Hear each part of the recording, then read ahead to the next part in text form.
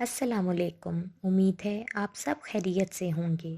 اگر آپ نے ابھی تک میرے چینل کو سبسکرائب نہیں کیا تو جلدی سے کر لیجئے اور بیل آئیکن کو پریس کر لیجئے تاکہ آنے والی اردو سے متعلقہ تمام معلوماتی ویڈیوز اور ورک شیٹس دیکھ سکیں۔ شکریہ۔ آج میں آپ کو اردو مصوتیں یعنی واولز کے بارے میں بتاؤں گی۔ اردو زبان میں ان کو حروف علت یعنی مصوتیں کہا جاتا ہے اور ان کی کل تعداد 4 ہوتی ہے، اور حروف کو الفاظ بنانے میں انہی حروف کی مدد لی جاتی ہے، اور اکثر جگہ ان مصوتوں کے بغیر الفاظ مکمل نہیں ہوتے۔ حروف تہجی کے یہ 4 حروف مصوتیں ہیں: الف، واو، چھوٹی بڑی ے۔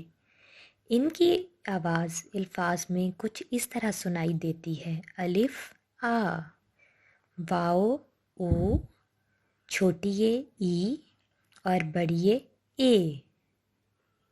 اردو مصوتوں کی مشق: ہم کچھ اس طرح سے حروف آپس میں ملا کر لفظ بنا سکتے ہیں جیسا کہ آپ اس ورک شیٹ میں دیکھ رہے ہیں: با الف با، جیم وا جو، فے چھوٹی فی، نون بڑی نے۔